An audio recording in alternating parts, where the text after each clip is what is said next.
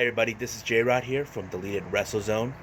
So if you've been aware, I've already uploaded episode 3 where we talked about the AEW's Fighter Fest, the Villain Enterprise's 4th member, and of course, the changes in WWE. But there were still some footage that we never released. Reason behind that is, I'm kind of like the brains of the operation, but I do give credit to my partner Nico because he does put in some information that I don't even know about, all this and that. And of course, I love his opinion on everything that he does. But there was two updates and stuff we never talked about was with MLW, with the recent MLW fusion, and of course the upcoming pay-per-view Kings of Colosseum. But we also talked about what happened at New Japan's Pro Wrestling's tour at the Southern Showdown in Australia, where Robbie Eagle turned his back on the Bullet Club. So this is some of the unseen footage that never made the cut because I use an app that only gives me a 60-minute, time limit. But I decided to just put two that were never seen. So here's what we got today. So today this is episode 3, unseen footage.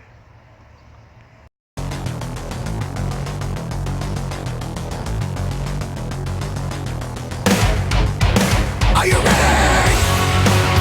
Get up, get up. Get up, get up. Get up, get up. Get up, get up. Get up, get up.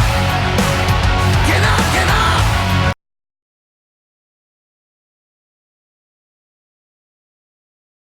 All right. Right now, we just had New Japan's Southern Showdown. The biggest shocker that took place was in Australia. We're talking about Robbie Eagles turning his back on Bullet Club. Nico, what you think? Kind of saw it coming during the Best of the Super Juniors tour.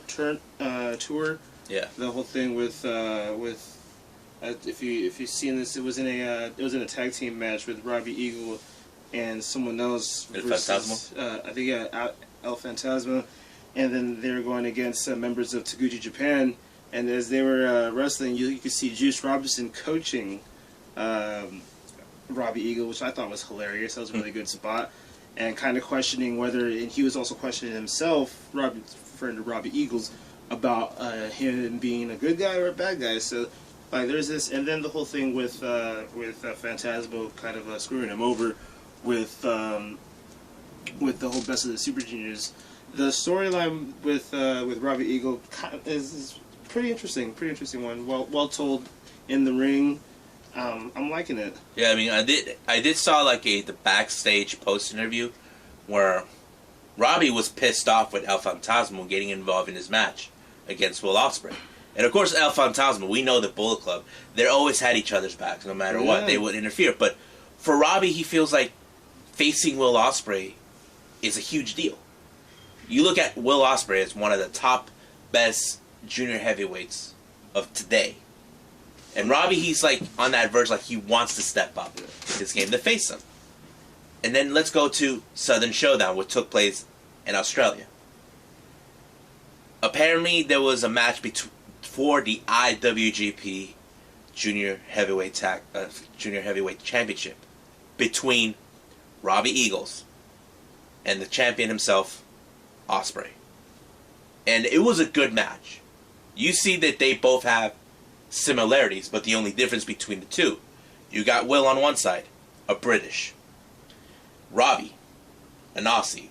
If you guys know the history between the Australians and the British, they're like basically like cousins since the colonizations, which is a good combination to have. And they both have similar styles. You got Will, who's known as the aerial assassin. You got Eagles, The sniper of the sky. yeah. So they're both like similarities in some way. Now, when Robbie was coming out in a match, you see El Fantasma being as the team player that he is, trying to ensure that Bullet Club gets a win. Robbie felt like he didn't want him in his corner because he knows what this match means to him. He knows what's at stake, but he also knows he's facing against a tough competitor. And we have seen Will Ospreay time and time again who he's faced. I mean, who could forget his match against Okada? Oh, epic. Epic match. And this is almost similar to, but it's not the same, but it's almost getting similar with Robbie, knowing he's facing against a top competitor. And they were throwing best moves, aerial moves I have ever seen. But somewhere down the line, El Fantasmo tries to interfere. The last straw to this is when El Fantasmo grabbed the title and then tried to whack Will Ospreay with it. Ooh. But Robbie Eagles stopped him. He grabbed the title and then told him no. He'd rather win the right way. Character arc. Yeah. And then when that happened, Will Ospreay knocked his ass out. Now he had the title, he knows, he's in a conflict, he wants to win it, but does he do it the right way or the dirty way? And he gives the title to Red Shoes. So they rather finish it the right way. But in the end, Will got the best of him. But right at the end of the match, Will approached him wanted to give him a handshake. And El Fantasmo didn't like that. And of course, Robbie knocked him out. And Robbie shook his hand. A sign of respect. And the following day, we seen a six-man tag team match between the Bullet Club. Jay White, Balak Fale, and Robbie Eagles versus Tanahashi, Okada, and Ospreay. Apparently, Jay White did not like how the outcome was between Robbie and Ospreay came out. So he wanted Robbie to end him. Put him out of his misery. Some point, Robbie couldn't do it himself. He couldn't bring himself to, take the shot. So Jay White decided to do it. And out of nowhere, Robbie super kicked him. And this led that his defection from Bullet Club to Chaos. And of course, Tanahashi, Okada, and Will told Robbie Eagles, finish White with his signature move, the 450. And he did. And this was the beginning of Robbie Eagles no longer being part of the Bullet Club. Now he's with Chaos. And this is a great story for Robbie to go with. Oh, yeah. I mean, if you look at Robbie, he seems like the honorable type of person. I mean, you follow the stories of British and Australians. Yeah. There's an honorable sense of duty for them. And they fit the bill. But I would like to see, for the upcoming Super Junior Tag League, Will Ospreay and Robbie Eagles teaming up. Oh, yeah. I mean, it would be an interesting tag team, because I don't know what they're going to call either the Assassins of the Skies or the Aerial Snipers or whatever. Or I'd like to see Robbie Eagles, Show and Yo, 6-man tag. Oh yeah, that'll be a good one. But yeah, I mean, I can't wait to see how they're going to play with this, with Robbie Eagles becoming a new member of Chaos. Yeah. I mean, I have to say the story is going great, I mean, it's sad that he's not with Bullet Club. Yeah. But he is an amazing wrestler. I mean, there's no doubt about my mind. I mean, as much as we like Bullet Club, there are good wrestlers that are non-Bullet Club members. Right. We can agree on that, including you guys watching, because as much as Bullet Club are an awesome stable faction, don't forget there are good wrestlers out there you can follow, because that's what the whole wrestling world's about. There's good wrestlers, even if they're not in the same faction. Yeah. I mean, we've seen good wrestlers in Chaos. We've seen good wrestlers in Suzuki Goon or LIJ. Well, the underlying truth is that you couldn't have Phantasmo and Robbie Eagle in Bullet Club. It was going to be either one or the other. Well, if you look at El Fantasmo, he's pretty much like the most hated person right now. If you've seen him in many of the New Japan, he's becoming the kid hater. Oh, yeah. But he's He's a And right now, I saw on Twitter, Tama's not happy with Robbie Oh, becoming Turco. You know what happens if you betray Bullet Club? You have a target on your back. Oh, easily. There's an automatic green light on that one. But I know there'll be somewhere down the line where you see Robbie Eagle taking on El Fantasma. Because I know El Fantasma will beg Jay White saying that he wants to get his hands on him for what he did to him. You know? Because, like I said, during that match between him and Ospreay, Robbie had enough of him getting in the way. And he did not like his interference. For El Fantasma, he's trying to be the guy who's trying to help the Bullet Club get more recognition. So it's more like you're going to see the story between El Fantasma and Robbie Eagles facing each other off. Oh, yeah, easily. You know, I don't know when that match will happen, but we can guarantee that could happen somewhere down the line. Because we don't know how Robbie's story going from Chaos is going to start out. You know, is he going to be teaming up mostly for a while until he has good single competition? We'll be seeing them on opposite sides of the ring during the G1 tour. Yeah, so that one will start this Saturday, but we'll give the updates what happens in the first day of the G1 the following week on that one. So we'll keep an eye on that one. So the G1 starts this Saturday in Dallas, and we all, like we said, Moxley's not there, but it'll be a good event. Not to mention, this will be the first time they're going to Texas. And I just saw recently on the social media, Okada and Tiger Hattori were at Whataburger. Hey, man's got to eat somewhere. If you guys are from Texas, buy him food. Because if he's here in California, his favorite food coming here in California is In-N-Out. I'll definitely buy him a burger from him. Would you? Go. Oh, most definitely. Too. All right, that's enough for the Robbie Eagle. We'll keep more updates on this one.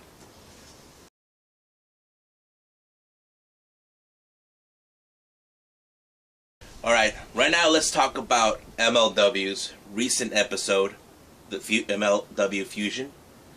This had the debut, or should I say the reintroduction, of Austin Aries, who we all know his reputation from Impact Wrestling, WWE, and other promotions I can hardly name.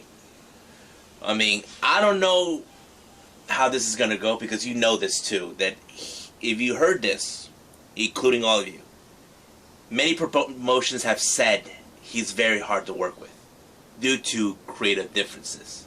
Right. There was a moment, was it a year ago or two, he had multiple titles, and he appeared with them. I don't know which ones he had at one time, but now he doesn't have those titles. Because I don't know if he was going through some emotional problems, because last year, he was the Impact Wrestling World Champion. And he lost that title to Johnny Impact, as we all know, Johnny Multiple. I mean, what do you think is going to happen with this? They're taking a big chance with a wrestler like Austin Aries. He has like a history of being difficult to work with. All we can really say is we'll see. I mean, look, I know he's been that guy. If you saw him back in TNA back in the day, he started out as kind of like a cruiserweight. And then he decided to create this thing called Option C, where you turn in the cruiserweight title for a chance for the world title, which was a bit of an unorthodox thing, you know? And this time he wasn't looking for a chance of that title, which was, to me, kind of weird. Instead of going for the title against whoever's going to win between Fatu or Lawler, he decides to go after Teddy Hart, who is the current MLW World Middleweight title. I mean, what do you think? Do you think it's weird that he's going for that title instead? Not necessarily weird, but I can see the direction they're going.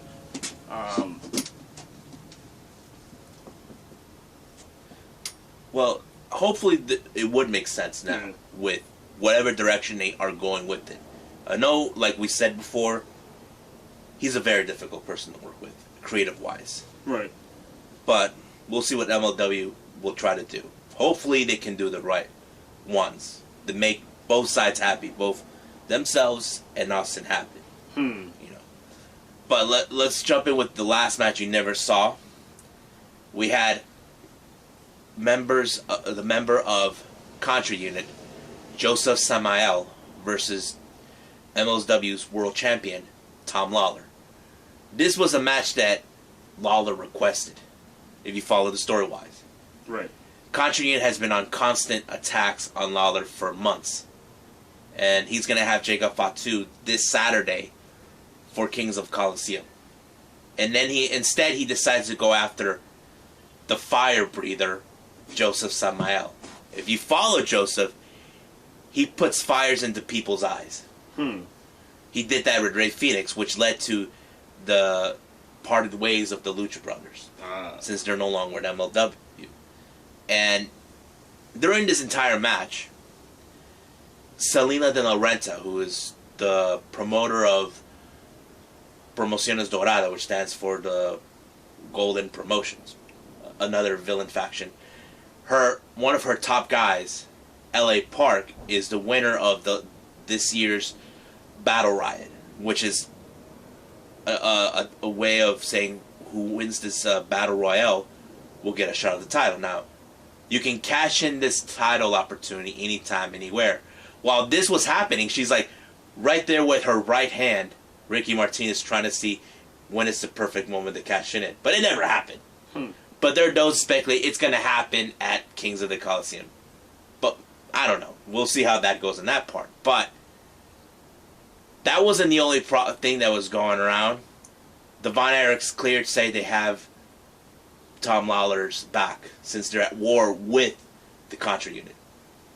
And right during the match, after the match, you see Ross and Marshall in the backstage facing Simon Gotch while they're pounding against Jacob Fatu and Simon Gotch.